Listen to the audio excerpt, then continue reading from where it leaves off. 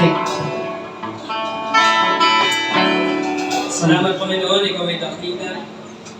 Ikaw ay karapat-dapat papurihan at salamatan. Salamat Panginoon sa pagkakataon na kami po ay makapagpupuri, makasasamba sa inyong banal na pangalan. Salamat Panginoon, tunay Panginoon, na kami ay laging nagagalak. Kami ay laging nagagalak at kami ay nagkakatingin at pinupuri ang inyong pangalan. Salamat Panginoon sa iyong mataas pupuri. Sa pangalan ni Jesus, Amen. Palakpakan po natin ang Panginoon. Hallelujah! Thank you, Jesus. Okay. Bago po tayo tuloy na magsimula ang mga kabiyaya, meron po muna akong ipagagawa sa inyo. Okay? Kayo po ba ay nagagalak magpuri sa Panginoon? Amen. Yung pong nasa hulihan, pupunta po sa unahan. Okay? At yung pong nasa unahan, pupunta po sa hulihan upang kamayan ang bawat isa. Okay, kamayan po natin ang bawat isa. Amen! Kamayan po natin ang bawat isa. Amen!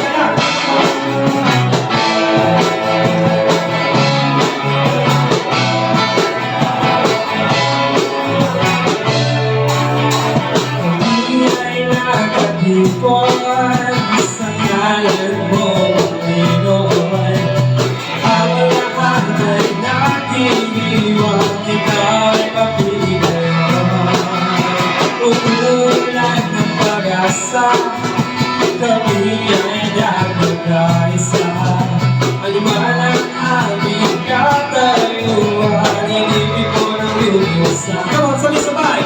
Sabay-sabay, nagkakalang sa ilang pagpuling ito. Sabay-sabay, nagkakalang sa sayaw pagpuling sa'yo. Ang pag-ibig ng mas langit sa aming tubos. Ang karapat-dapat pagpalain ng maligyan ng tubos. Ang pag-ibig ng mas langit kami ang tubos. Aming itatahal ang pangalan mo sa'yo.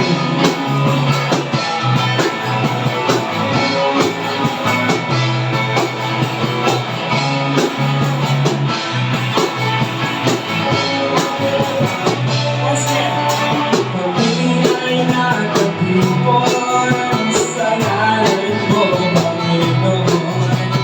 Ang lahat ay natiriwang ikaw ay kapiliyon. Umulan ng pag-asa, kami ay nagkakaisa. Gumalang aming katayuan, inibig mo ng lubusan. Come on, sabay-sabay! Sabay-sabay, nagkakalang sa ilang pagpuling ito. Sabay-sabay, nagkakalang sa sayaw at pagpuling sa'yo. Ang pag-ibig ng mas langit sa aming tubos. Di karapat-dapat pagpalain ng biyay ng Diyos. Ang pag-ibig ng mas langit kami mahal mo ng Diyos. Aming itatahal ang pangalan mo sa'yo.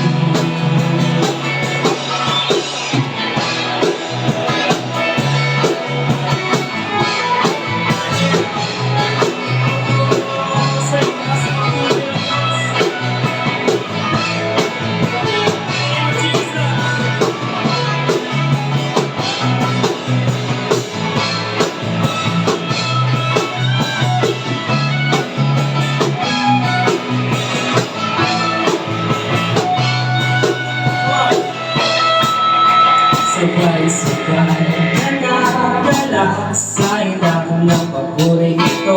Paano yung itsura nung nagagala? Sa sayaw at papuri sa'yo. Pakita mo sa akin, may itsura nung nagagala. Sabay-sabay, nagagala sa ilang ng papuling ito. Sabay-sabay, nagagala sa sayaw papuri sa'yo. Sabay-sabay! Sabay-sabay nagagalang sa ibabaw ng papuri nito. Sabay-sabay nagagalang sa sayaw at papuri sa'yo. Sabay-sabay nagagalang sa ibabaw ng papuri nito. Sabay-sabay nagagalang sa sayaw at papuri sa'yo. Kamang-manghang pag-ibig ng mas langit sa tubos. Di pa dapat pagkalay, ngunit iyan ay binubos. Kamang-manghang pag-ibig ng mas langit sa tubos.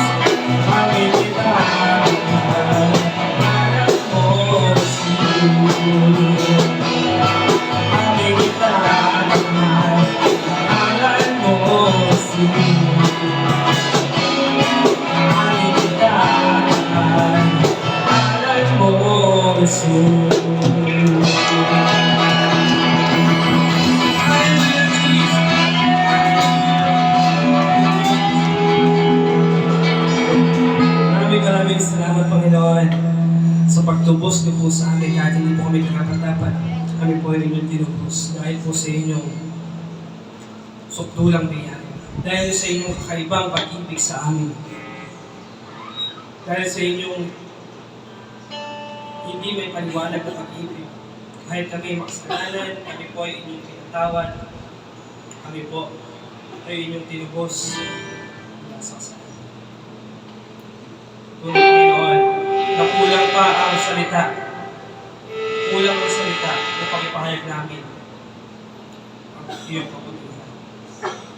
Ito lang po ang aming kakayahan. Ibalik sa inyo mataas ang papuri sa pamamagitan ng mga awitin ito. Diyos ang patuloy nating purihin, salamatan, ang ating Panginoon.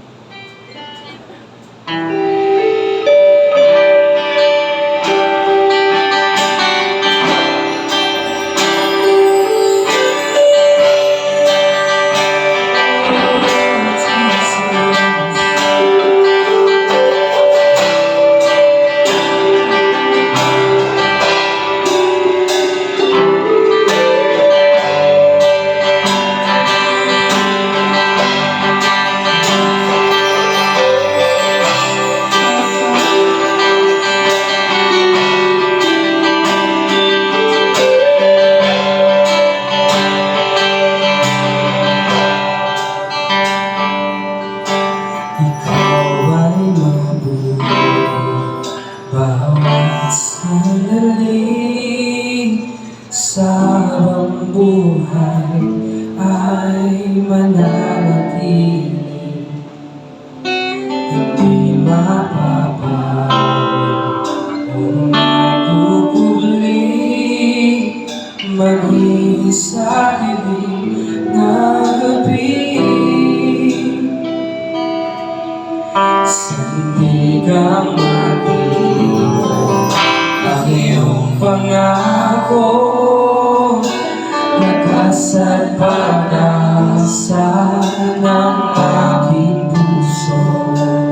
Hindi na mapigilan ang pagkakataon, patunay na katapatan mo.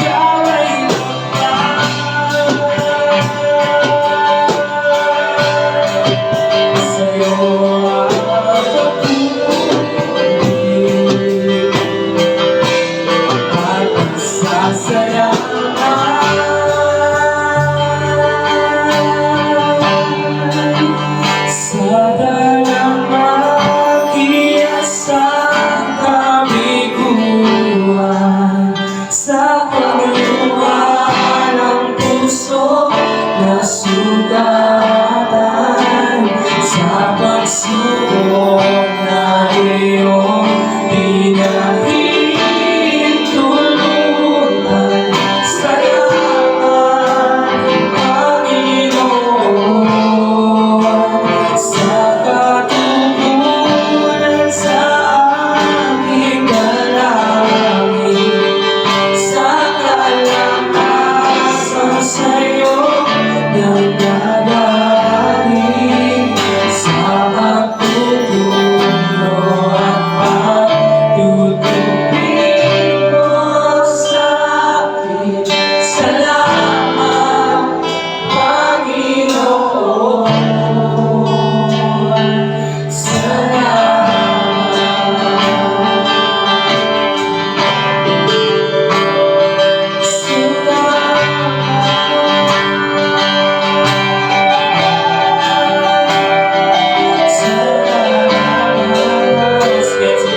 Sabihin natin yung Diyos, siya ay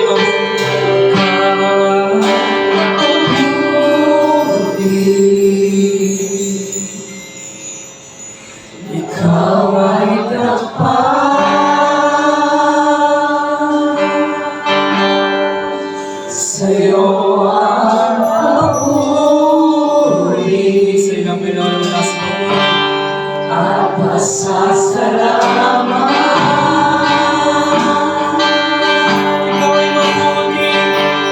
Ikaw ay papuri, ikaw ay tapat,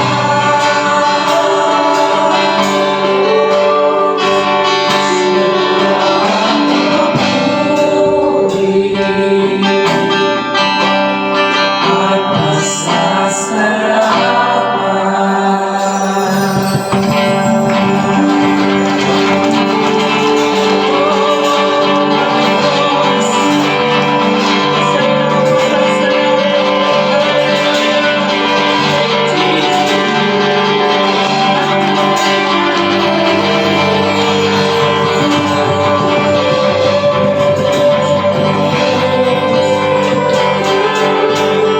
Salamat po yun sa dalamhati, sa kabiguan, sa pagluha, sa sugat, sa anumang gawa ng kaaway, nanatili pa rin kami nagpapasalamat sa iyo, Panginoon. Anumang pagsubok, mananatili pa rin kami magpapasalamat sa iyo, Panginoon. Dahil tinapos niyo na po ang lahat. Alam namin ng mga pansamantala lang ang mga pagsubok na ito. Hindi po kami madidistract. Isa lang po ang aming sasabihin. Salamat, Panginoon. Ikaw ay mabuti. Ikaw ay tapat. Ikaw ay tapat sa iyong mga pangako. Pangako na kami po ay inyong iingatan. Pangako na kami po ay inyong pasasaganahin. Pangako na kami po ay inyong pagagalingin sa lahat ng uri ng kalagayan. Alam namin, Panginoon, ikaw ay tapat sa iyong pangako. Ang gagawin lang po namin ay magpasalamat, magpuri. Sa iyo lang po ang mataas na pagpuri, sa iyo lang po ang pasasalamat. At ibinabalik po namin sa iyo ang mataas na pagpuri at pasasalamat sa pangalan ni Jesus. Ang lahat ng sabi lang. Amen.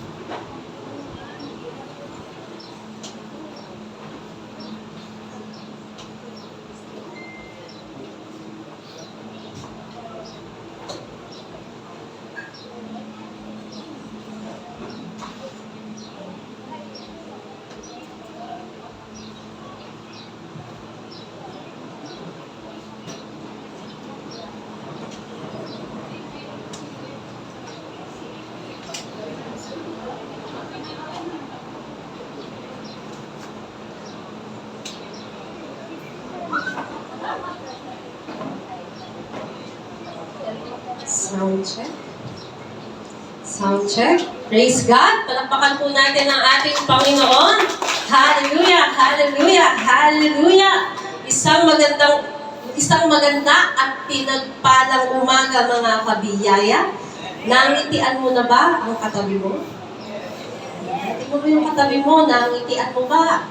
Nakamayan mo ba kanina? Diba sabi po ng pastor, yung mga nasa likod, pumunta sa harap, yung mga nasa harap pumunta sa likod upang makamayan natin ang bawat isa. So again, ngitian mo ang iyong katabi at batiin mo na rin ng 2 thumbs up. You are Charito, blessed and highly favored by God in Christ. Let's give God our best clap of praise. Hallelujah, hallelujah, hallelujah. So today is the first Sunday of March 2025. Napansin niyo po ba? Yes, this is March 2, first Sunday of March 2025. And we are really excited to let you know that we are starting a brand new series entitled In Christ. Biblical truths about you being in Him. Again, our brand new series is entitled In Christ. It's all about the biblical truths about you being in Christ. Ang series na ating babagtasin simula ngayong linggo hanggang sa mga susunod na linggo ay patungkol sa mga biblical na katotohanan kung sino ka kay Kristo, kung ano ikaw kay Kristo, kung anong meron ka kay Kristo, at kung ano ang pwede mong gawin dahil ikaw ay na kay Kristo. So this series is all about the richness of our relationship with God in Christ. Amen? Sino po dito ang meron ng Kristo? Taas ang kamay. Dahil meron kang Kristo, mahalagang katotohanan na alam mo, who are you in Christ? What do you have in Christ? And what you can do in Christ. Amen? So before we proceed, let's commit this learning time to the Lord. Let us pray. Panginoon, dakilang Diyos, tunay na salamat dahil sa anumang sitwasyon kami naroroon, sapat at higit ang iyong sukdulang biyaya. Maraming salamat, Panginoon, dahil ang aming relasyon sa iyo ay hindi nakabatay sa aming kakayahan. Ito'y nakabatay dahil ang aming posisyon at pwesto ay kami ay nasa Kristo. Thank you, God, because we are in Christ and we want to know and learn the abundance of our relationship in Him.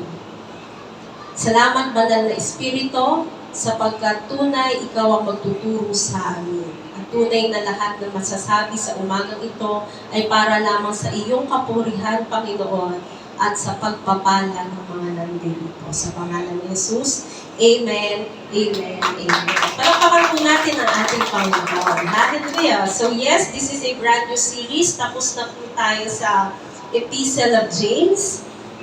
Now, we will start this brand new series, namely, In Christ. So, ang In Christ po ba na phrase ay familiar sa inyo? Sa mga nagbabasa po ng Biblia, madalas na nagbabasa ng Biblia, lalo na sa New Testament, madalas niyo po bang na-encounter ang kay Kristo? Yes? In Christ. In Him.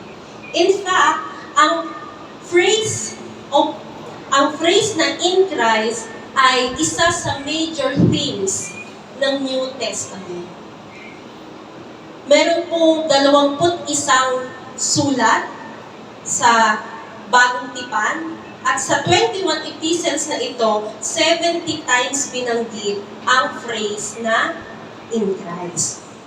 And so almost 3 times it was mentioned in each epistles. And 14 epistles out of the 21 epistles in the New Testament was written by Paul. Okay, ang 14 po sa 21 sulat sa Bagong Tipan ay sulat ni Pablo. At sa 14 na sulat ni Pablo, 37 times niyang ginamit ang katagang in Christ. In fact, it is one of his favorite phrase, in Christ or in Him. Also, ang epistle or ang liham po sa mga taga-Efeso ay sulat ni Pablo. Tama po ba? Yes. Sulat po ni Pablo ang liham sa mga Efeso, and the word or the phrase in Christ was used 12 times. Because one of the major themes of the book of Ephesians is all about the phrase in Christ. Ayan po ang ating serye na babagtasin sa mga susunod na linggo. Kaya uumpisahan natin siya ngayon. Sa yaman ng salita ng Diyos, tutuklasin natin sino tayo kay Kristo, anong ipinagkaloob ng Diyos sa atin dahil tayo ay na kay Kristo, at ano ang magagawa natin dahil tayo ay na kay Kristo. Sapagkat, mga kabiyaya, tumingin kayo sa akin. Sapagkat ang pinakamagandang pwesto at ang pinakamahalagang posisyon sa buong mundo ay yung tayo ay na kay Kristo. Amen? Sino po dito ang mga na kay Kristo? Nasa magandang posisyon. Palakpakan mo ang Panginoon. Hallelujah. At sa araw na ito, alam ko pong kakatapos lang ng buwan ng mga puso. Okay? Hayaan niyo pa rin na ibahagi namin sa inyo ang tungkol sa pag-ibig. Today, we are going to discuss God's love. Please, mga kabiyaya, always remember this important biblical truth about you being in Him.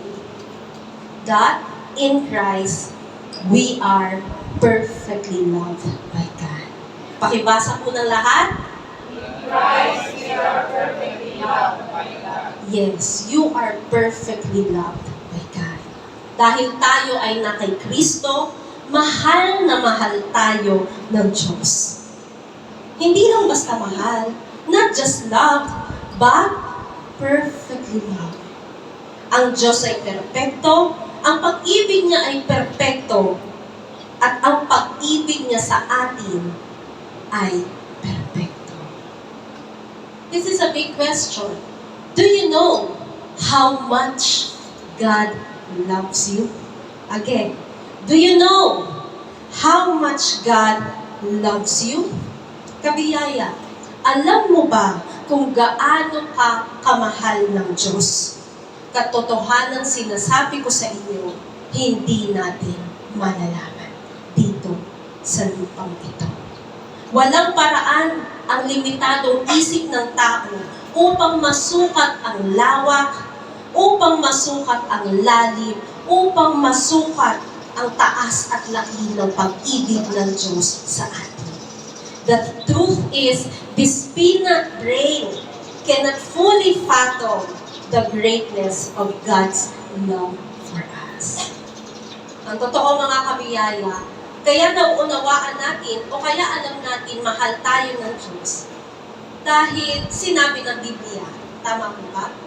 Maraming talata sa Biblia sinasabi ng Diyos mahal ka niya. At ang ating pagkaunawa sa pag-ibig ng Diyos ay hindi po dapat nakadepende sa pakiramdam natin o pakiramdam ninyo man. Ang pag-ibig ng Diyos ay nakadepende at dapat nakadepende lang sa kung ano ang sinasabi ng Biblia.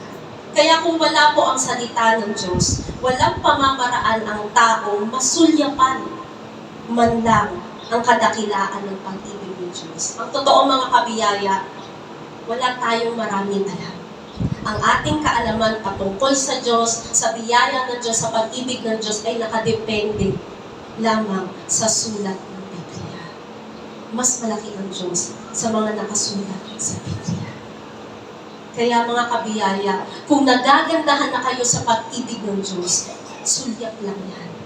Patikim lang yan ng kabutihan at pag-ibig ng Diyos. So the big biblical truth, again, ang ating serye, ang pinamagatang itong in Christ. Ang subtitle nito, Biblical Truths About You Being in Him. Kaya ang sharing ito ay patungkol sa'yo, patungkol sa posisyon mo kay Kristo. Kaya sabihin mo sa katabi mo, huwag ka nga absent. It's about you, you know. Okay. So, today, the big biblical truth about you being in Christ is this. God loves us perfectly. God loves you perfectly. Follow-up question. What makes God's love perfect for us? What makes God's love perfect? What makes God's love for us perfect rather? Kung ang Diyos ay perpekto at ang pag-ibig niya ay perpekto, paano naging perpekto ang pag-ibig ng Diyos sa atin? So let me share to you this morning, let me give you 7 biblical truths because 7 is a perfect number. So let me give you 7 biblical truths about God's love today. And before we end, magbibigay po tayo ng life application because kailangan lahat ng ating natutunan merong practical application. Katulad po ng ating series last time, right? It's all about practical Christianity. So again, God's love is number 1. It is personal. It is personal. Whenever the Bible says God loves us, kapag sinasabi ng Biblia, mahal tayo ng Diyos, it is a personal kind of love. It means, kilala ka ng Diyos at nagmamalasakit siyang totoo sa bawat isa sa atin. Pag sinabi ng Biblia, mahal ka ng Diyos, mahal ka sa iyo mismo. Ikaw mismo. Bago pa man tayo ipanganak, personal na ang pag-ibig ng Diyos sa iyo. So that love is especially and exclusively for you. Wow! Tignan po natin. In the book of Psalms, the Psalms, ang sabi po sa Psalms 139:13 following verses, sapagkat hinubog mo ang aking mga nasa loob na bahagi, at sa bahay bata ng aking ina, ako'y iyong hinabi. Ako'y magpapasalamat sa iyo, sapagkat ang pagkagawa sa akin ay kakilakilabot at kamangha-mangha. Ang iyong mga gawa ay kahanga-hanga at iyon ay nalalaman mabuti ng aking kaluluwa. Mga kabiyan, bago ka palang isina, nakita ka na ng Diyos. Alam niya, ipapanganak ka dito sa mundo.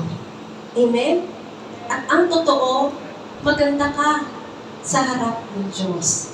Ang Diyos ang gumawa sa atin, kaya maganda ka sa harap ng Diyos.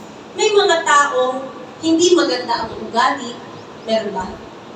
Kaya kapag tumingin sila sa iba, pangit silang tumingin. The truth is, you are not the problem. It's not you. It's them. Kung pangit ang nakikita niya, ito ay sapagkat pangit siyang tumingin. Pero kung maganda ang nakikita mo, iyon ay dahil walang pangit na ginawa ang Diyos. Lahat ay maganda sapagkat magaling ang Diyos na lumikha sa atin. Tingnan mo yung katabi mo. Maganda ba ang nakikita mo? Yes. Because that person beside you is fearfully and wonderfully made.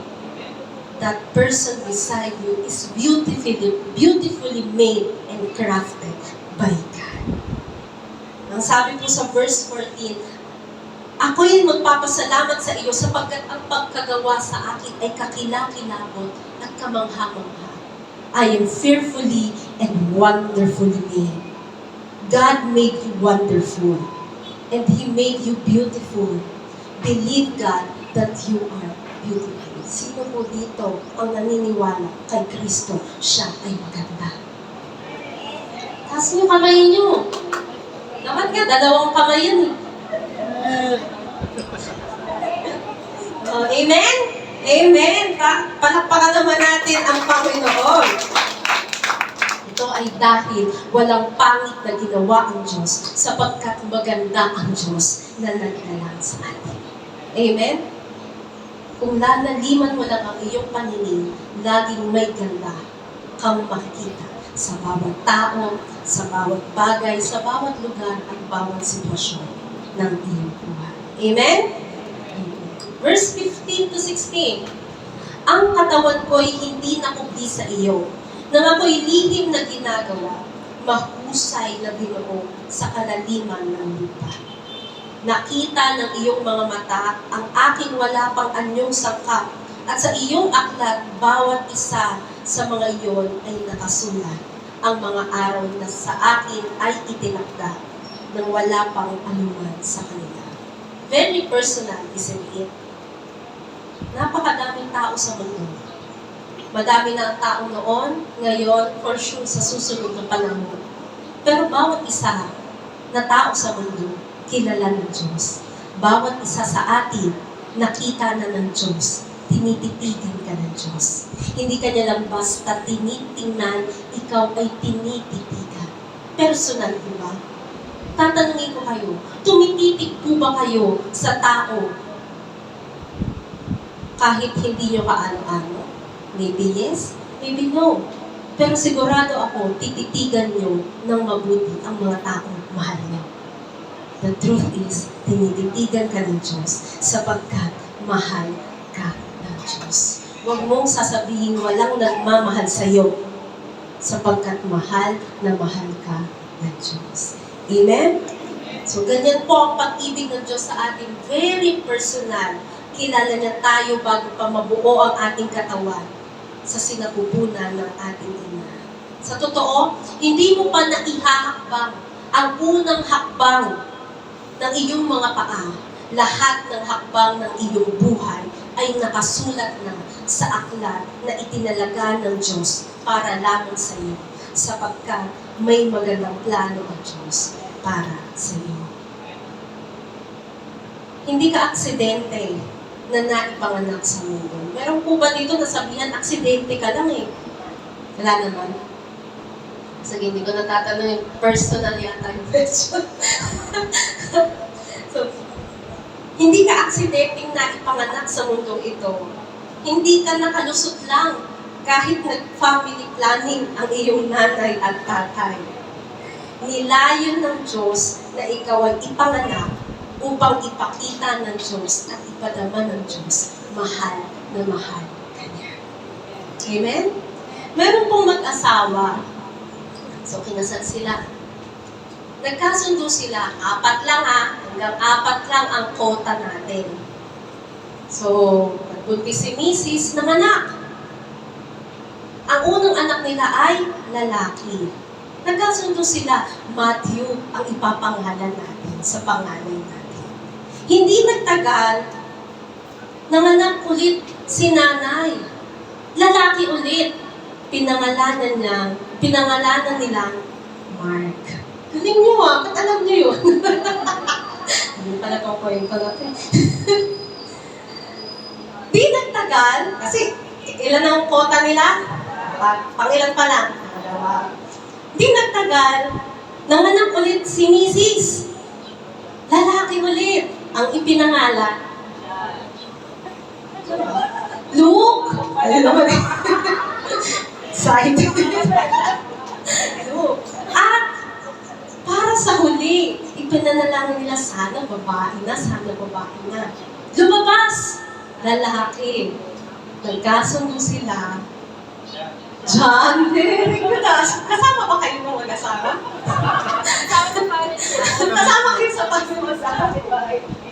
Ayan. So, sabi ni Mr., kota na tayo. Sa tamis ng kanilang pagsasama, wala sa kanilang plano na buntis muli si Mrs. At pagkalabas, lalaki ulit. Tanong ni Mrs., ano nang ipapangalan natin sa kanya? Ang sabi ni Mr., Ax. Bakit Ax? Kasi aksidente pala. Kawawang bata. Buong buhay niya, iisipin niya, aksidente siya. Pero matalino sila, ha? Naisip nila yun. Marahil, sa tansya at pagpaplano nila, ang mag-asawa, 4 lang talaga ang iaanak nila. Kaya, ang tingin nila sa huli, aksidente. Pero ang totoo, walang aksidente. Hindi aksidente ang bata sapagkat walang aksidenteng ipinanganak. Lahat tayo ay merong magandang layunin ng Diyos. Hindi iyon aksidente. Maganda ang plano ng Diyos para sa iyo at para sa atin. Amen? Amen. Tingnan po natin sa Jeremiah 1:5. Ang sabi po ng Lord kay Jeremias, bago kita inanyuan sa sinapupunan, ay kilala na kita. At bago ka ipanganak, ikaw ay aking itinalaga. Hinirang kitang propeta sa mga bansa. Hindi pa po tayo ipinapanganak, nakita na tayo ng Diyos. Amen? Kilala tayo ng Diyos. Amen? At may magandang layunin ang Diyos sa buhay natin. Amen? Hindi ka pa na ipapanganak, ay nakahanda na ang magandang plano ng Diyos para sa iyo. Kaya hindi ka aksidente. Hindi ko alam kung may nagkapagsabi sa inyo, aksidente ka, pero sabihin mo sa katabi mo, hindi ka aksidente. Amen? Nandirito ka para ipadama ng Diyos ang wagas at ganap na pag-ibig niya sa iyo. Again, nilayo ng Diyos na ikaw ay ipanganak sapagkat may magandang alpombra na inihanda ang Diyos para sa iyo. Marami tayong destiny moments na ihihit sa buhay na ito sapagkat yun ang layo ng Diyos sa atin. Ang mabuhay dito sa lupa ng masaya at masagana. Amen? So God's love is so personal, more personal than a mother's love. More personal than a mother's love. May personal pa ba sa pag-ibig ng ina sa kanyang anak? 9 months, dito sa sinapupunan, endless nights, pag ikaw ay lumambas, and endless worries, kapag ikaw ay tumatakbo na. Tama po ba? Puyat, pagod, isama mo na ang gastos. At sa ating paglaki, minsan sumasagot tayo, nagbubulak-bul pa ang ilan, pero kahit kailan hindi mo matatawaran ang pagtitiis at pangunawa ng isang ina sa kanyang anak. Pero alam niyo po ba na ang pag-ibig ng Diyos sa atin ay higit kaysa sa pag-ibig na kayang ibigay ng isang ina? Sabi po sa Isaiah 49:15-16, makakalimutan ba ng isang ina ang kanyang anak? Hindi ba niya pagmamalasakitan o isinilang niyang sanggol? Maaring makalimot ang isang ina, pero ako, hindi makalilimot sa iyo. Kung totoo man na may ina na makalimutan ng kanyang anak, kahit kailan, hindi ka nakakalimutan ng Diyos. Isinulat ko ang pangalan mo sa aking mga palad. Palagi kong iniisip na maitayo muli ang iyong mga pader. Ang sabi ng Diyos, makalimutan ka man ng iyong ina, hindi kita malilimot. Nakasulat ang iyong pangalan sa aking mga palad.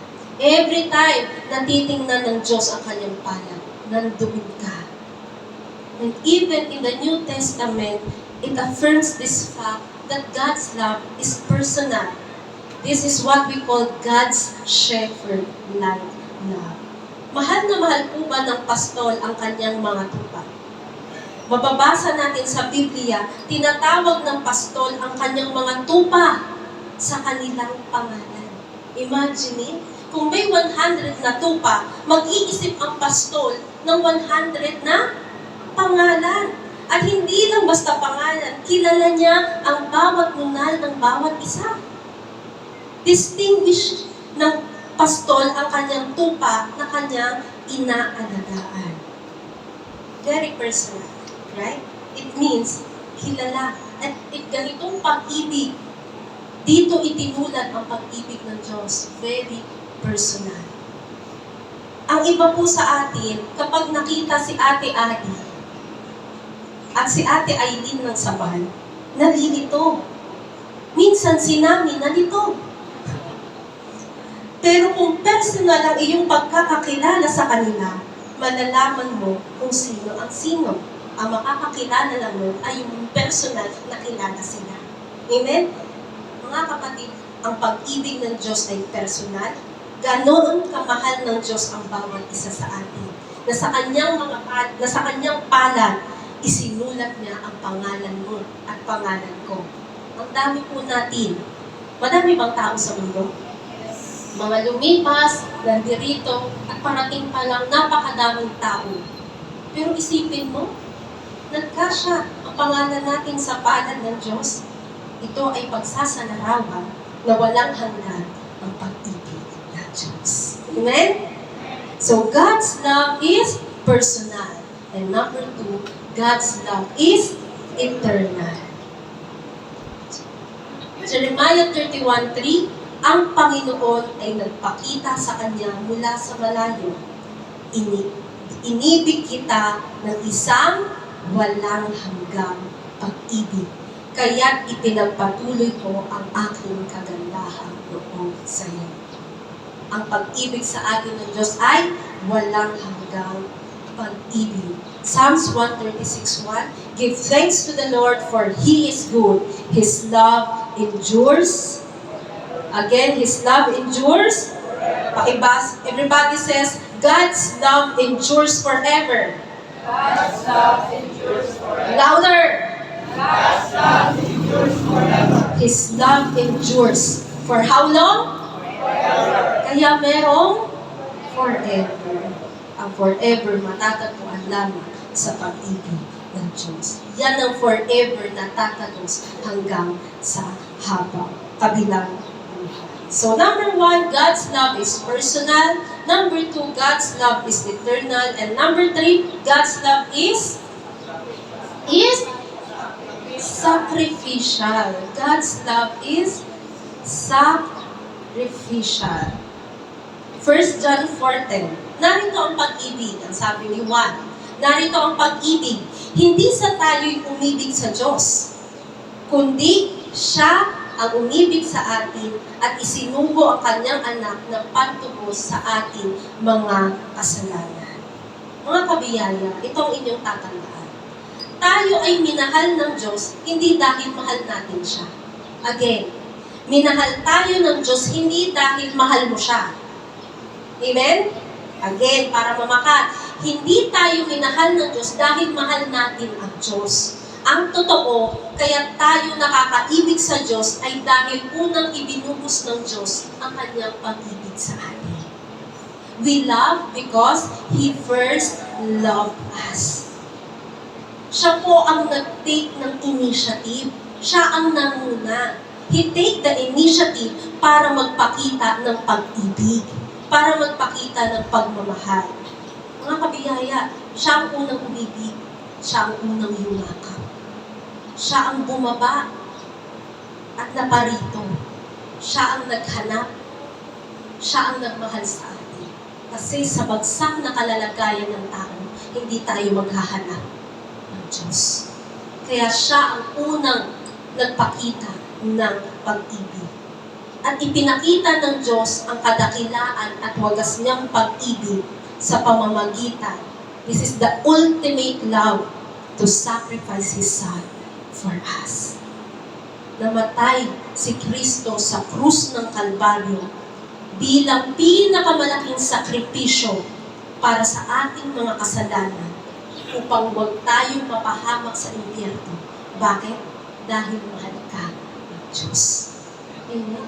Kung titingnan mo lamang ang krus, Kung titingnan mo lamang ang krus, masusulyapan mo, mahal na mahal ka ng Diyos. Dahil kung wala ang krus, sa dagat-dagatang apoy tayo. Pero hindi iyon gusto ng Diyos na mapahama ka. Bakit? Mahal na mahal ka ng Diyos. Na para ikaw ay makasama na sa langit, isinugo niya ang kanyang anak, isinakripisyo sa krus ng Kalbaryo. Ganoon kalaki, kalalim at dakila ang pag-ibig ng Diyos sa atin. Kaya kung sasabihin mong walang nagmamahal sa iyo, matatawag kitang mangmang sapagkat nandyan ang krus ni Kristo. Mahal na mahal ka ng Diyos. Amen? Amen. So number 1, God's love is personal. Number 2, God's love is eternal. Number 3, God's love is sacrificial. And number 4, God's love is undeserved. When we say undeserved, hindi karapat-dapat. Ang totoo, hindi tayo karapat-dapat sa pag-ibig ng Diyos. Hindi tayo karapat-dapat, tayong imperpektong tao. Hindi tayo karapat-dapat sa perpektong pag-ibig ng Diyos. Pero, sa hindi masukat na habag at awa ng Diyos sa atin, pinaging dapat tayo ng Diyos. Dahil tayo ay na kay Kristo. God's love is undeserved. It is freely given, it is freely received, without means of earning it or working for it. Hindi mo mapagtatrabahuan ang pag-ibig ng Diyos. Hindi mo mapagtatrabahuan para mas mahalin ka ng Diyos. Mahal ka ng Diyos. Amen? No conditions, nor merits. Hindi ka minahal ng Diyos dahil maganda ka. Hindi ka minahal ng Diyos dahil magaling, matalino ka. Hindi ka minahal ng Diyos dahil masipag ka. Minahal ka ng Diyos dahil mahal ka niya. Period. It is undeserved yet freely given out of the richness of His grace. Amen? Romans 5, 8. Parang ito itong verse na to.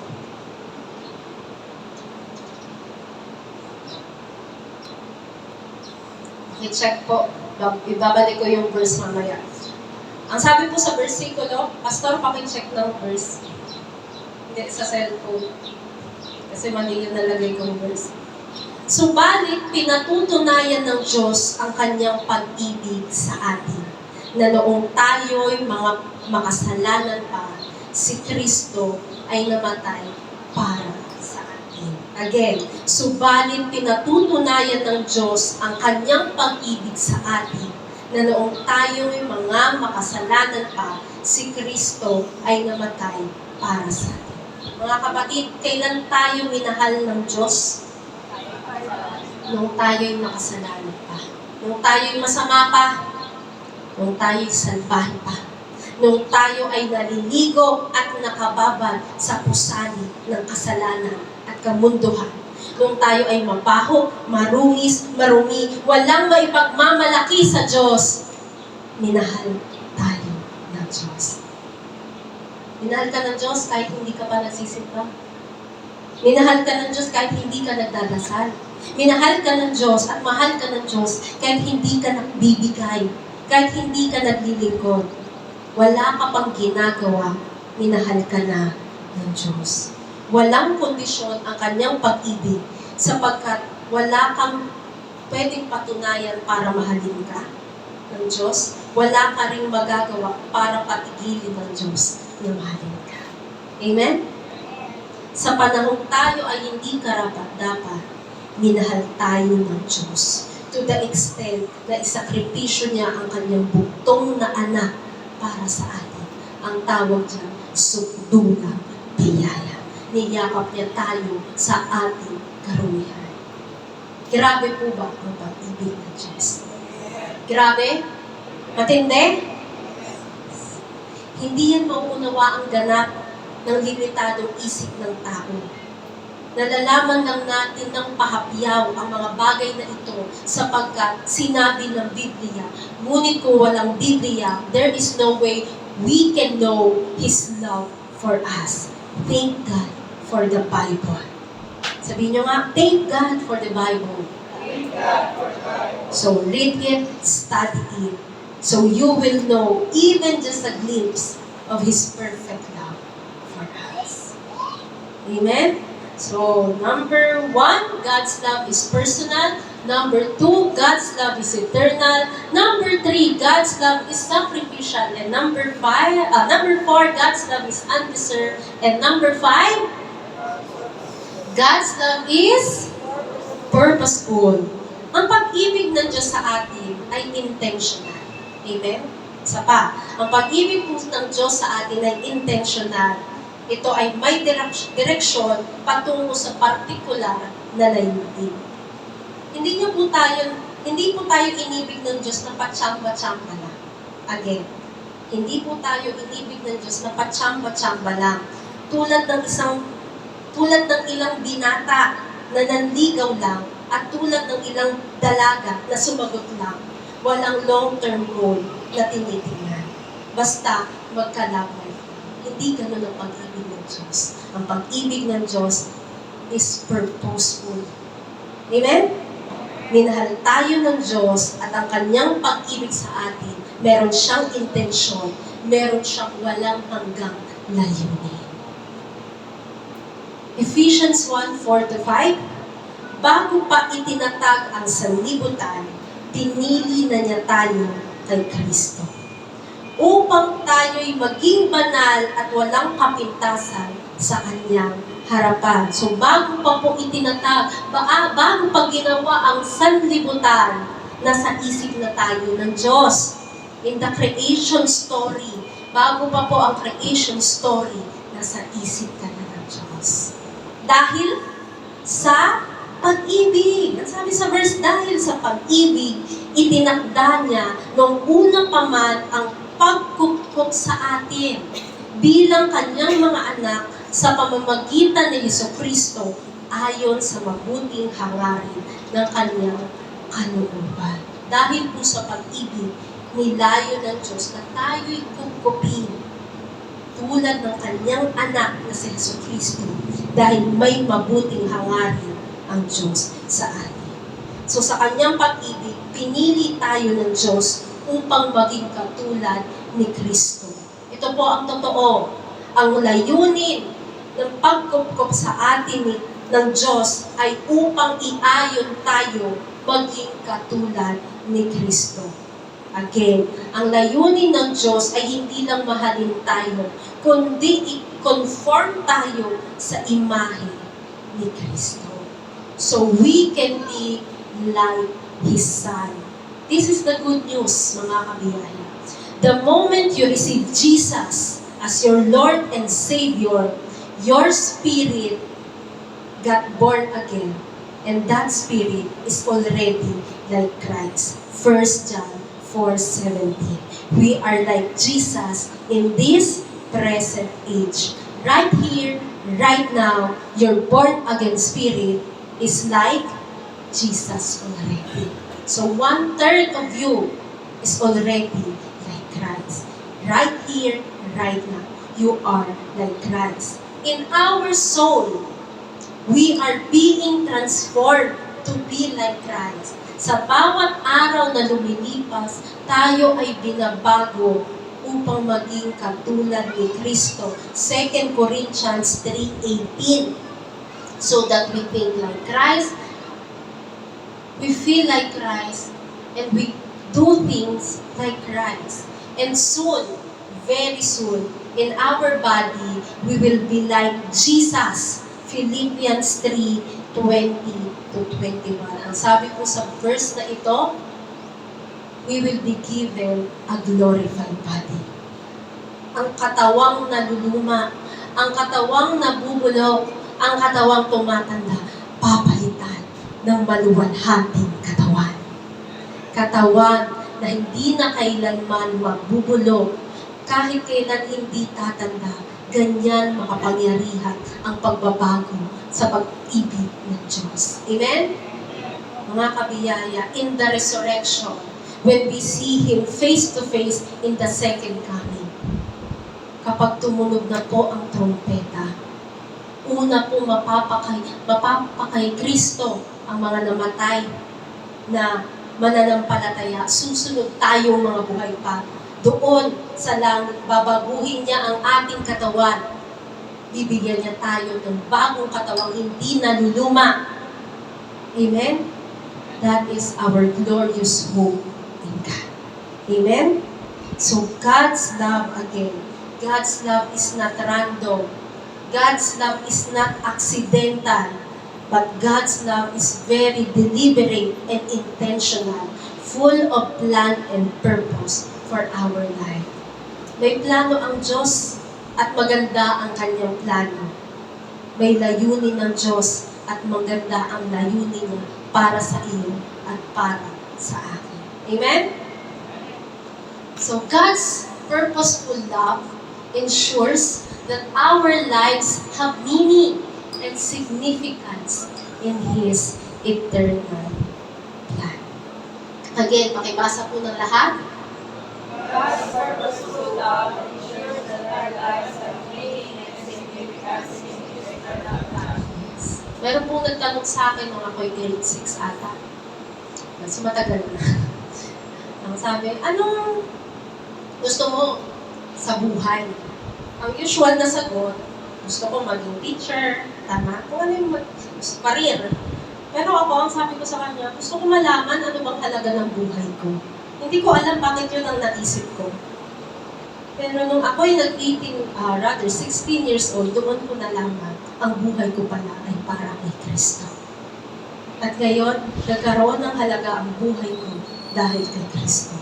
Sa totoo, kaya mahalaga ang buhay mo, mahalaga ang buhay ng katabi mo, dahil yan ay na kay Kristo.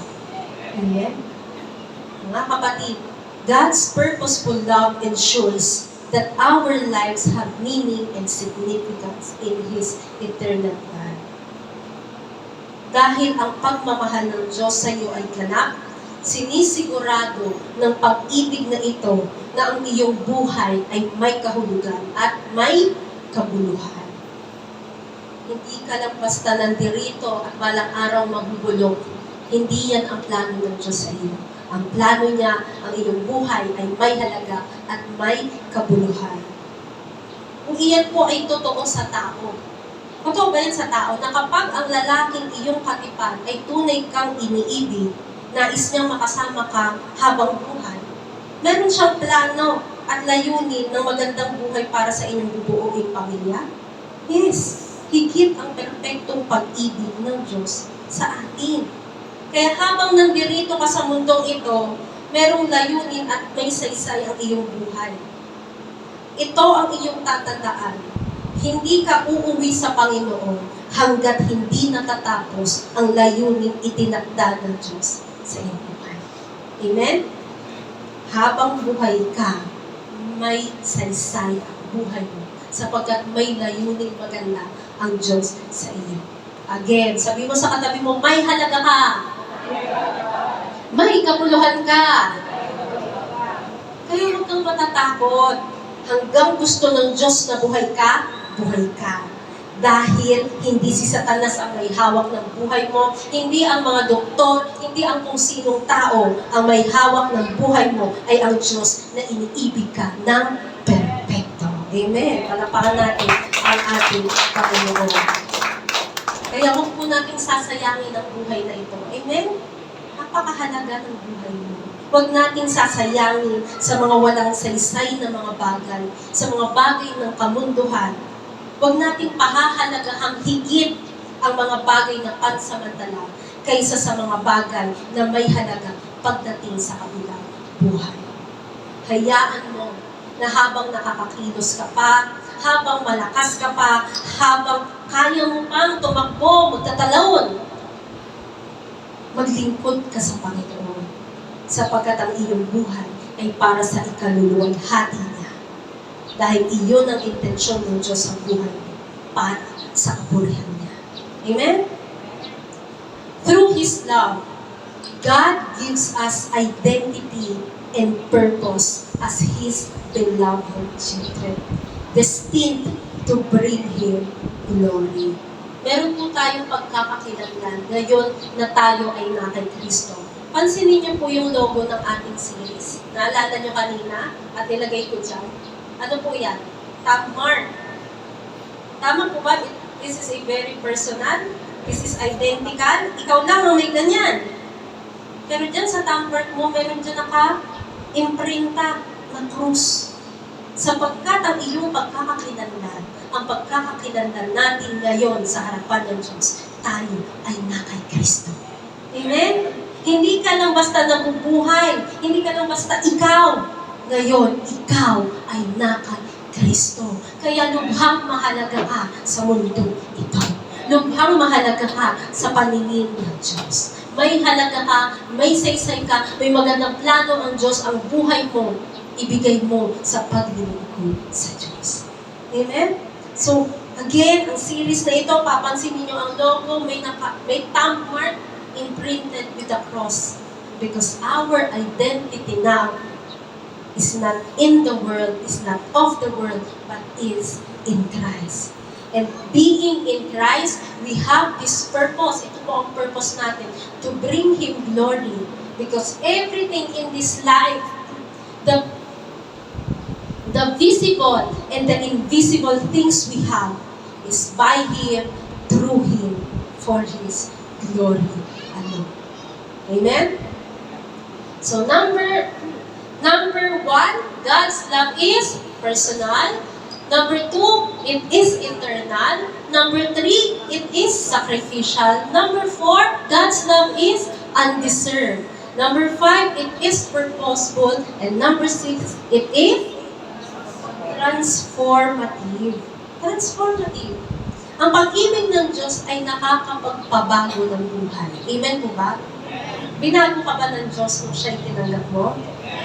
Kilala mo ang sarili mo, alam mo hindi ka ganyan. Tama? Hindi ako ganito.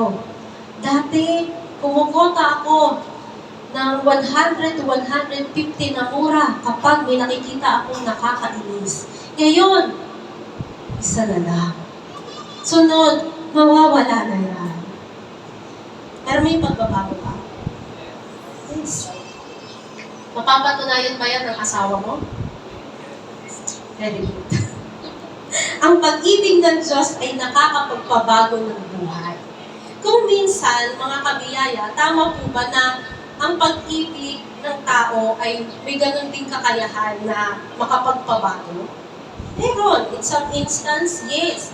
Ang pag-ibig ng tao ay may ganyang kakayahan. Hindi nga nagganap ang pag-ibig ng tao, pero may kakayahan din. Meron po bang mga taong nabago ang buhay noong may magmahal sa kanila? Yes.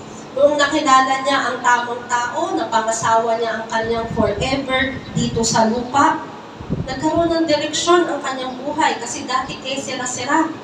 Whatever will be, will be. Ngayon, meron ng direksyon. So to some degree, may kakayahan ang pag-ibig ng tao to change lives.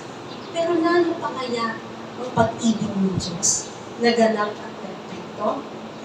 Kaya kang baguhin ng pag-ibig ng Diyos. And when we say that God's love is transformative, we mean that His love can bring significant change in our lives. Ephesians 2:4-5, ngunit ang Diyos na mayaman sa awa, dahil sa Kanyang dakilang pag-ibig sa atin, kahit noong tayo'y mga patay pa dahil sa ating mga pagsuway, ay binuhay niyang kasama ni Kristo. Dahil sa biyaya, tayo'y iniligtas. Ano ang ginawa ng pag-ibig ng Diyos? Tayo po, mga kabiyaya, nung wala pa tayo kay Kristo, tayo ay patay. Tayo ay patay. Tayo ay buhay. Tayo ay umiiral sa mundong ito. Pero patay talaga ang ating espiritu. Anong ginawa ng pag-ibig ng Diyos sa atin? Tayo na dating patay sa ating kasalanan, binuhay niya kay Kristo. Ikaw, kabiyaya, oo, ikaw ang kausap ko, ikaw talaga. Ikaw na dating walang buhay at walang kabuhay-buhay ang buhay, nagkaroon ng tunay at ganap na buhay dahil ikaw ay na kay Kristo. May pagbabago po ba o wala? Meron. Ang pinakamalaking pagbabagong naganap sa iyong buhay ay ikaw na dating espiritual na patay, ngayon ay buhay na sa harapan ng Diyos sa pamamagitan ni Jesucristo. Amen? Mga kapatid, tayo na dating patay, pinatawad ang kasalanan. Isinulat ang pangalan sa aklat ng buhay. Binago ang buhay. Pinagpalat, pinaburan. Kung may sakit ka ngayon ay magaling ka na. Pinaunlad, pinasagana ang iyong buhay. Dati ka nang maganda. Ngayon, mas maganda ka pa. Sapagkat mahal ka ng Diyos, may magandang plano ang Diyos para sa iyo.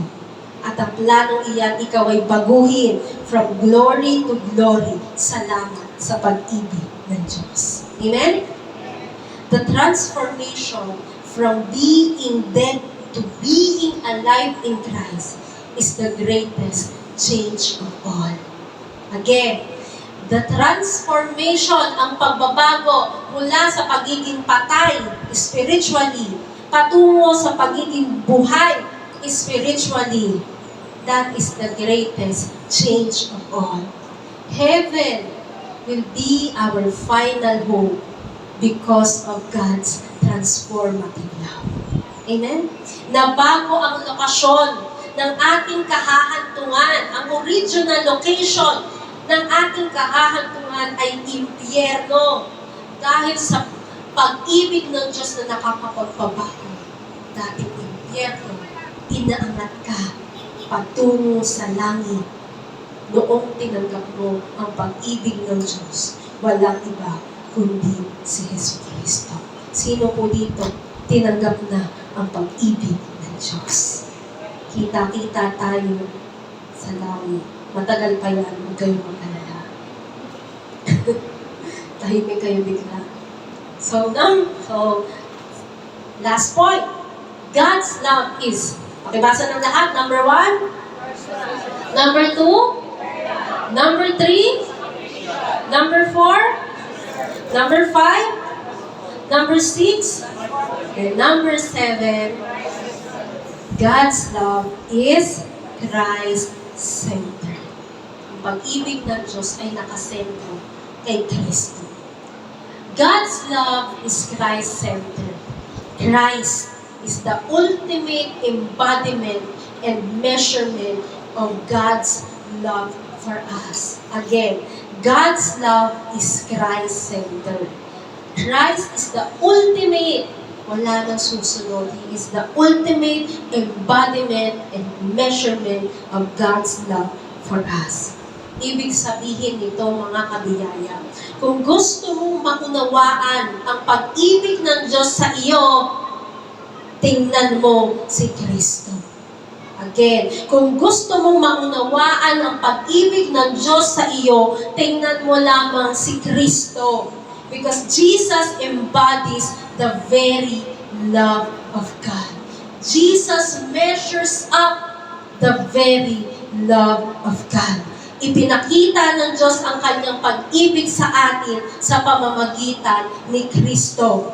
Gusto mong makita, malaman kung gaano ka kamahal ng Diyos? Ang gagawin mo lamang, tingnan mo si Kristo.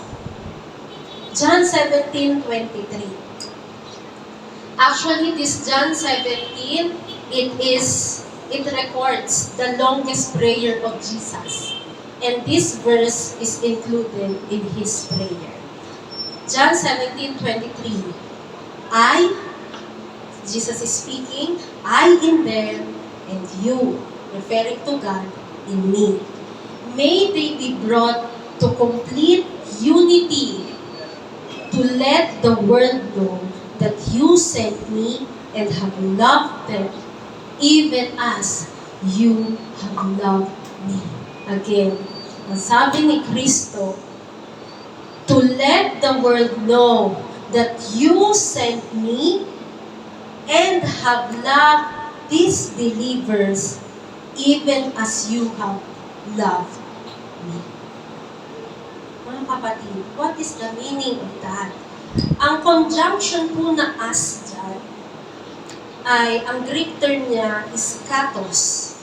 Hindi lang niya basta inuugnay yung have loved them and have loved me. Hindi niya lang basta pinagdugtong. Ang Greek term po ng as dyan ay katos, which means same measure, or rather same manner and same measure. Ito po ang ibig sabihin ng verse. God loves you in the same manner and same measure He loved His Son. Isa pa. God loves you in the same manner and measure He loves His Son. Mahal ka ng Diyos parehas, sa parehas na paraan at sa parehas na sukat ng pag-ibig ng Diyos sa Kanyang anak. Isa pa. Mahal ka ng Diyos sa parehas na sukat, parehas na paraan ng pag-ibig niya sa Kanyang anak. Perfect love, isn't it? Mga kapatid, isip-isip tayo ha, kung gaano kamahal ng Ama si Kristo, ganoon ang pag-ibig ng Diyos Ama sa iyo. Grabe ba? Matindi ba? How can this be na itutulad mo ang pag-ibig mo sa katabi mo sa pag-ibig mo sa anak mo? Isa pa, mga magulang, paano yun? Yung katabi mo, alam ko mahal mo yan. Pero yung pag-ibig mo dyan ba ay parehas na pag-ibig mo sa anak mo? No way. Pero ang sabi ng John 17:23, God loves us in the same manner, in the same measure He loved Christ. How great is the love of God! Palapakan natin ang pag-ibig ng Diyos. Hallelujah! Mga kapatid, tanungin ko kayo, nauunawaan niyo ba kung gaano kaganap ang pag-ibig ng Diyos sa atin? Dahil ako, hindi kaya ng coconut brain kong ito na intindihin na itutulad ng Diyos ang pag-ibig niya sa atin kay Kristo. Hindi ko mag-gets. Gets niyo ba? Hindi. Pero namamangha kayo. Yes. Namamangha kayo. Hindi kaya ng coconut brain na itong intindihin ang kadakilaan ng pag-ibig ng Diyos. And we are all here, the same, standing in awe of the love of God. Totoo nga ang awitin, kamanghamanghang pag-ibig ng Diyos natin.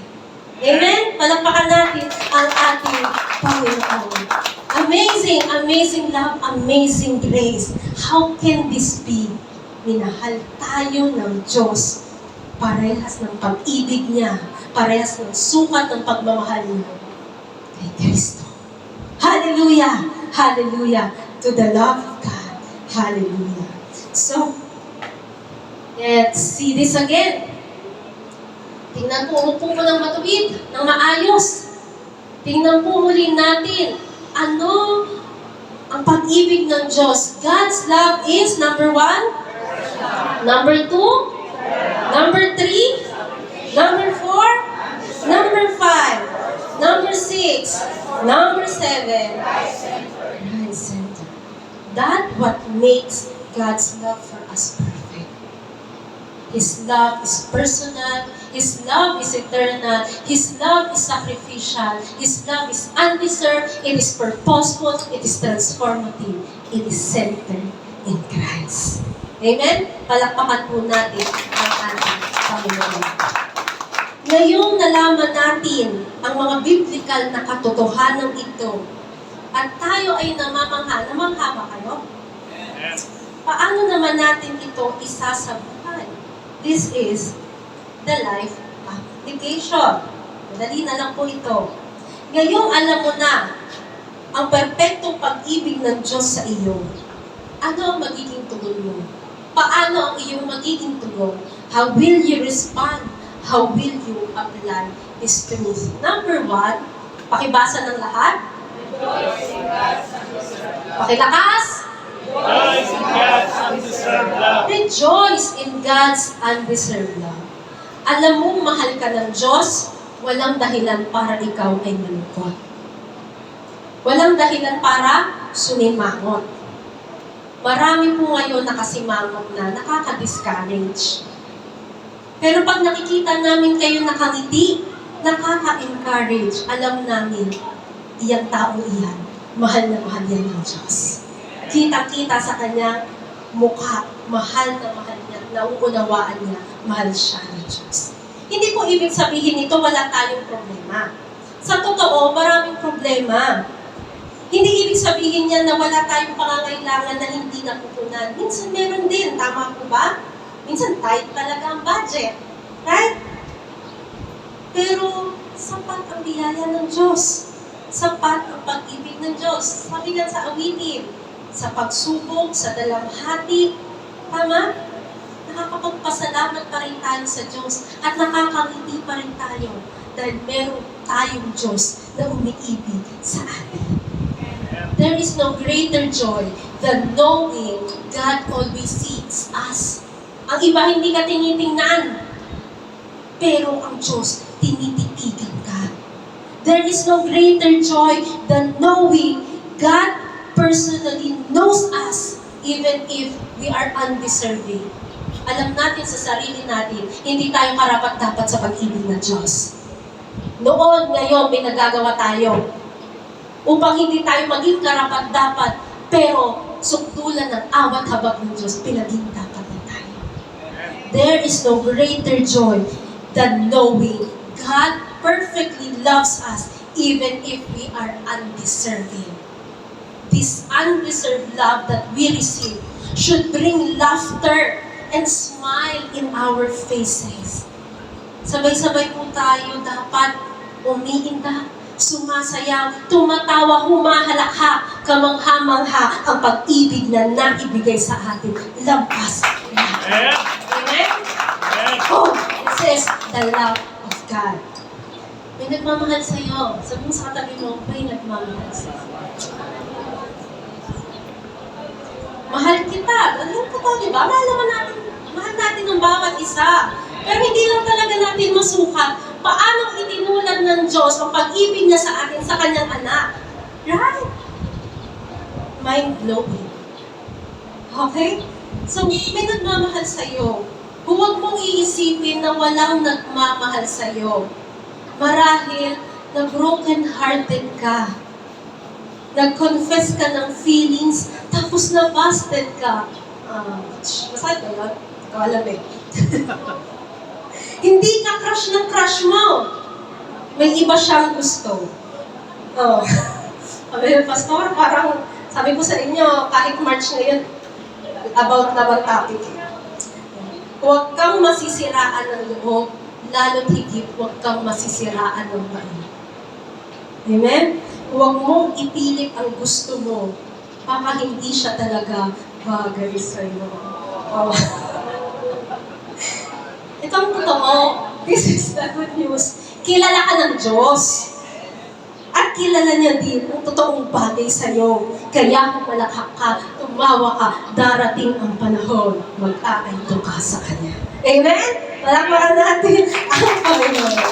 Kung kaya kang ingatan ng Diyos, kaya niya din ingatan ang para sa iyo. Tatandaan mo lang sa ngayon, hindi mo man siya kilala, kilala mo man siya, mahal ka ng Diyos at maganda ang plano ng Diyos sa iyo. Magsaya ka sapagkat dakila ang nagmamahal sa iyo. This is the truth. In Christ, we should be the happiest people on earth. We might not be the richest, but we should be the happiest. Why? Because our destination is sure, right? Our destination is sure, and our journey here on earth is assured that in Christ we are blessed and highly favored. Amen? Our journey here might not be easy. Again, our journey here might not be easy, but keep in mind that every day we are walking in the parade of Christ's victory. Lumalakad ka sa parada ng tagumpay ni Kristo. And that is something we can celebrate every day. That Christ shouted, "It is finished," and everything that will be in this journey will pass. we will come out as victors in Christ. Hallelujah! Hallelujah! Ang tunay na kasiyahan ay nasa pag-ibig ng Diyos. The love of God, so sweet and marvelous. Alam niyo yung kanta? The love of Jesus, sweet and marvelous, the love of Jesus. Kaya kayo sumabal. Parang hindi ako nag-iisa dito, di ba? The love of Jesus, sweet and marvelous, oh, oh, wonderful love. Higher!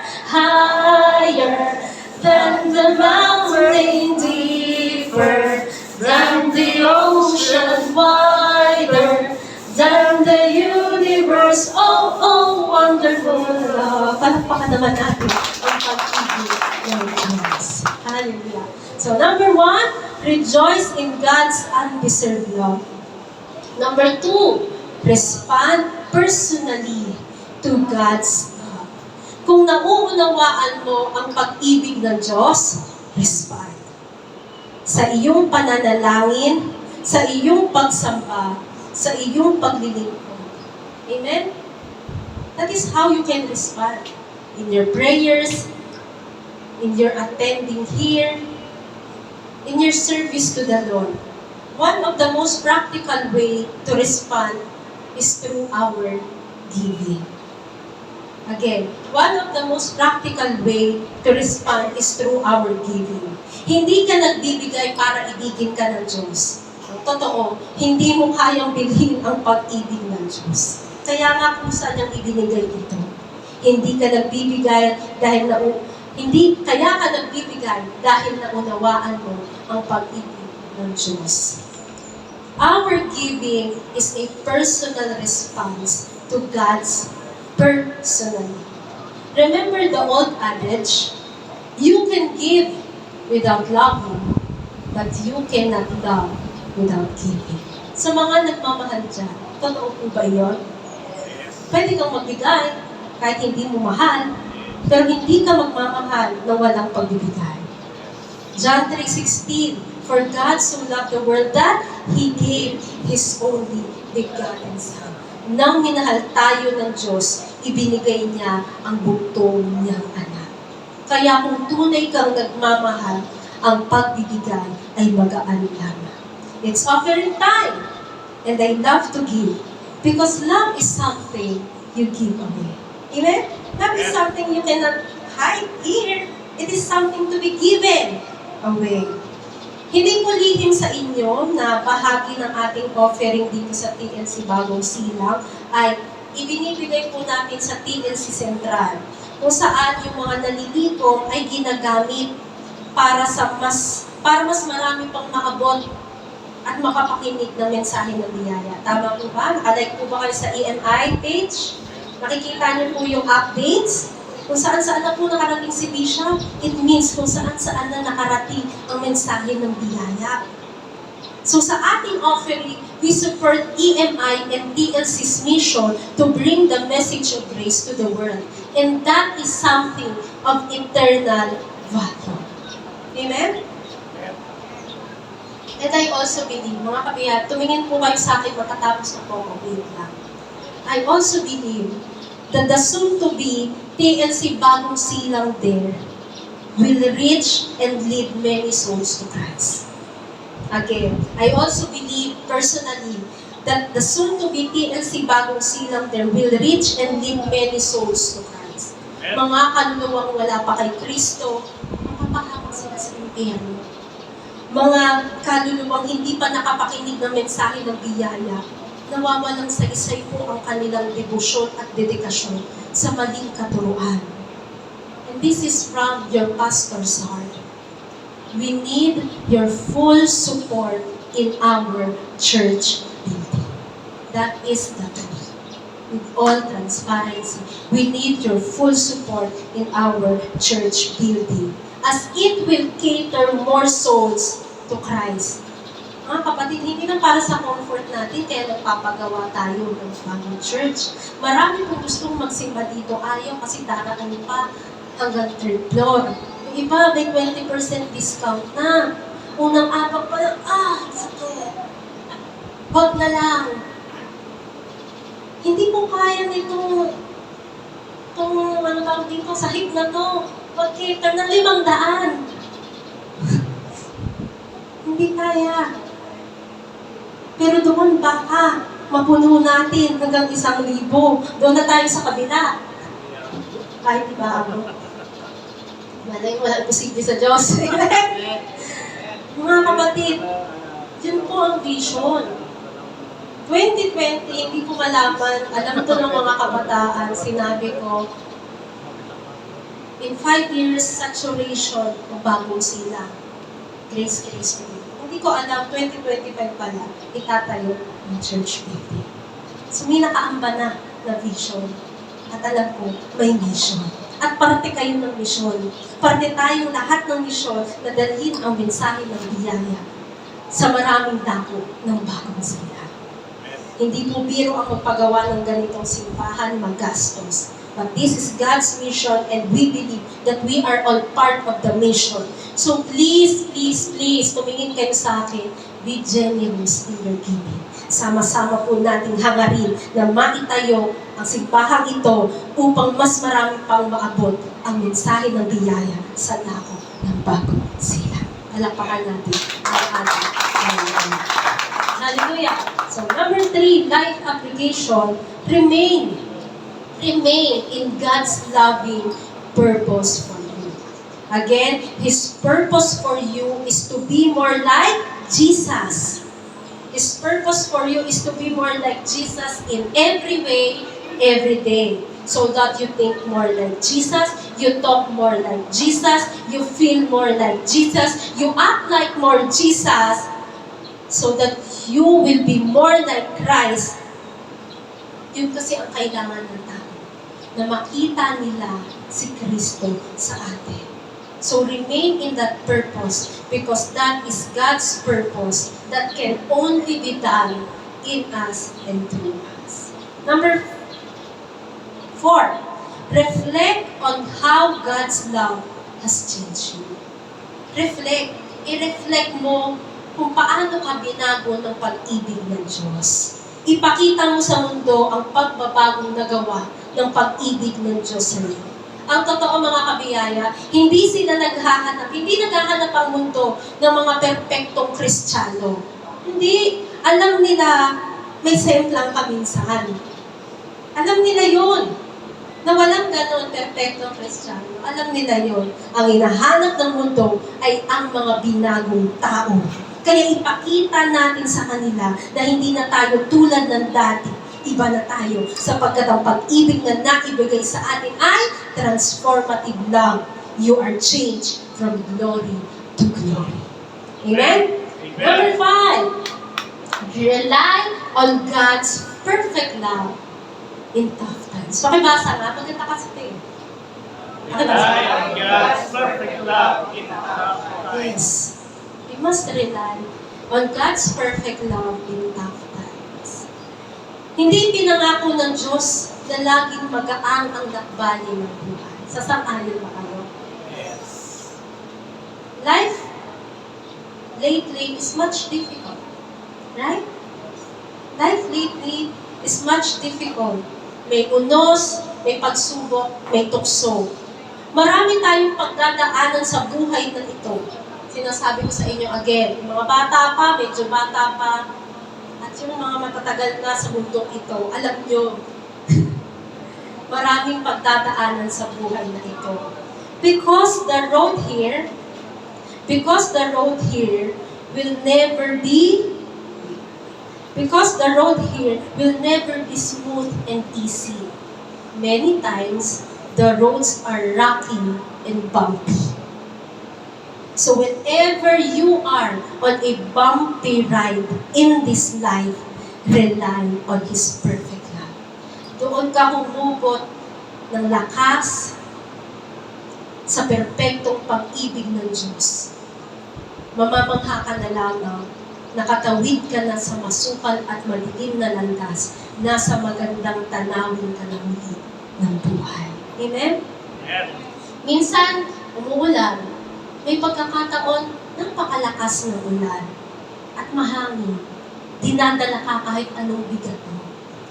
Mainit ang sinag ng araw, may pagkakataon, napakatindi ng init.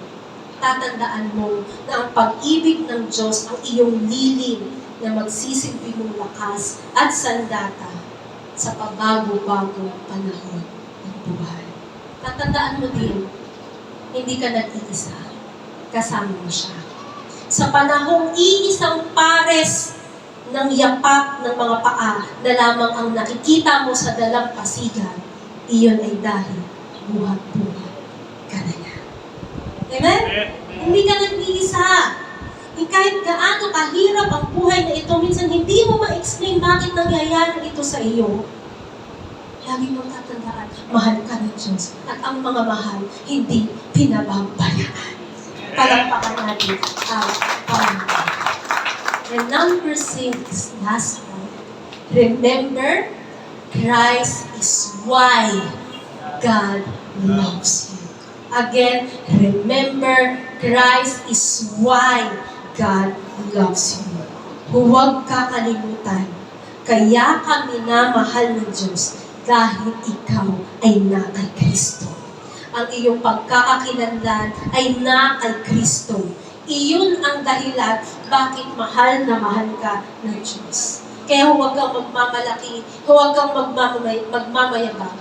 Hindi ka minahal ng Diyos dahil mabait ka, matalino o magaling ka, hindi. O dahil masipag ka kaysa kanila, hindi. Kaya naging ganap ang pag-ibig ng Diyos sa iyo ay dahil nasa iyo ang sukat at larawan ng kanyang pag-ibig. Walang iba kundi ang kanyang bugtong na anak. Palakpakan natin. Remember, God's love is Christ-centered, nakasentro kay Kristo. Kaya ang pag-ibig na tinatanggap natin ay dahil lamang tayo ay na kay Kristo. Sabi ko nga sa inyo, ang pinakamagandang pwesto at ang pinakamagandang posisyon sa mundong ito, walang iba, tayo ay na kay Kristo. Amen? Palakpakan natin ang ating Panginoon. So, basahin po natin ng malinaw, malakas ang life application para sa first part ng series na ito. Number 1, Rejoice in God's undeserved love. number 2, Respond personally to God's love. number 3, Remain in God's loving purpose for you. number 4, Remain number 5, God's perfect love. and number 6, Remember, Christ is why God loves you. Christ is why God loves us. Now that we know what God's love is and why it is perfect, and that in Christ, God loves us perfectly, this is how we can apply and respond to this love. Amen? Amen. Our big idea for today, in Christ, I am perfectly loved by God. Pakibigkas nga po ng malakas. In Christ, I am perfectly loved by God. Tatandaan na ang pinakamagandang pwesto at ang pinakamagandang posisyon sa buong mundo ay tayo ay na kay Kristo. At kay Kristo, ikaw at ako ay perpektong iniibig ng Diyos. Palakpakan natin ang Panginoon. Let us pray. Panginoon, dakilang Diyos, thank you so much because your love is perfect. Salamat, Panginoon, hindi kami deserving and yet you freely give it. Salamat, Panginoon, dahil ang pag-ibig mo ay kamangha-mangha.